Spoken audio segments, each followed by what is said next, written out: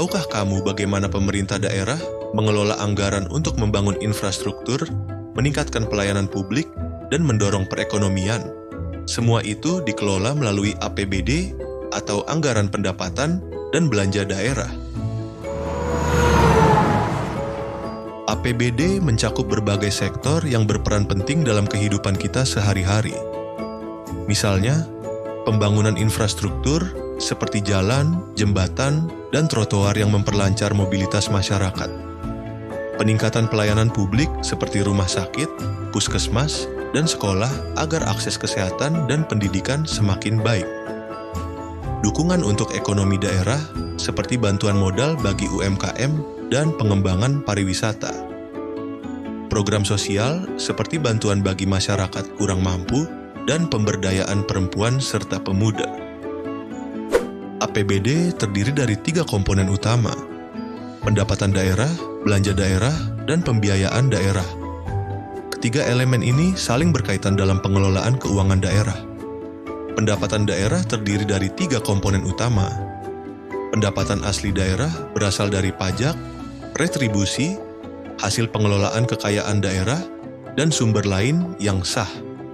Transfer dari pemerintah pusat mencakup dana perimbangan, dana insentif daerah, dana otonomi khusus, dan dana desa.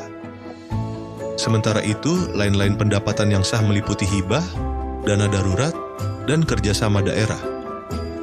Ketiga komponen ini menjadi sumber utama penerimaan untuk membiayai pembangunan dan pelayanan publik di daerah. Belanja daerah digunakan untuk mendanai program pemerintahan dan pelayanan publik. Komponen belanja ini meliputi belanja operasional, belanja modal, belanja tidak terduga, dan belanja transfer. Pembiayaan daerah berperan sebagai mekanisme penyeimbang. Ini terdiri dari penerimaan pembiayaan, seperti sisa lebih perhitungan anggaran dan pinjaman, serta pengeluaran pembiayaan, seperti pembayaran utang. Ketiga komponen ini membentuk struktur APBD yang menjadi dasar dalam perencanaan dan pengelolaan keuangan daerah.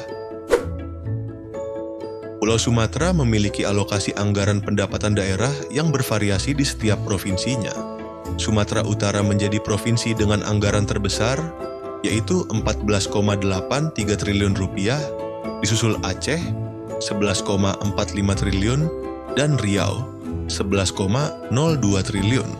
Sumatera Selatan juga memperoleh 11,10 triliun, sementara Lampung menerima 8,3 triliun. Di bagian tengah, Sumatera Barat mendapat 6,8 triliun, Jambi 5,18 triliun, dan Kepulauan Riau 4,34 triliun. Provinsi dengan anggaran terkecil adalah Bengkulu dan Bangka Belitung, masing-masing 3,1 triliun. APBD versus PAD. Aceh masih bergantung pada dana pusat. Pada tahun 2022, APBA Aceh mencapai 16,17 triliun. Namun, PAD hanya 2,57 triliun. Di 2023, APBA turun drastis ke angka 11,10 triliun. Sementara PAD naik sedikit menjadi 2,80 triliun. Memasuki 2024, APBA naik ke angka 11,45 triliun dan PAD ikut meningkat ke angka 3,01 triliun. Meski PAD terus bertambah, kontribusinya masih kecil. Aceh masih bergantung pada dana pusat. Lalu, dari mana sumber dana untuk pendapatan asli daerah? Pendapatan asli daerah yang diperoleh daerah dari potensi ekonomi lokal seperti pajak daerah, seperti pajak kendaraan bermotor, pajak restoran, dan pajak reklaim. Retribusi daerah, misalnya retribusi parkir, retribusi pasar, dan pengelolaan sampah. Hasil pengelolaan kekayaan daerah, seperti keuntungan dari badan usaha milik daerah atau BUMD. Serta lain-lain PAD yang sah, misalnya denda administratif dan hasil kerjasama daerah. Semakin tinggi PAD, semakin mandiri suatu daerah dalam membiayai kebutuhannya sendiri tanpa terlalu bergantung pada dana transfer dari pusat. Dengan PAD yang kuat, pembangunan daerah dapat berjalan lebih optimal. Dana otonomi khusus Aceh makin berkurang. Pada tahun 2022, Aceh menerima dana otonomi khusus sebesar 7,56 triliun rupiah. Namun, di 2023, jumlahnya turun drastis menjadi 3,96 triliun rupiah. Kabar baiknya, di 2024, dana ini naik sedikit menjadi 4,28 triliun rupiah.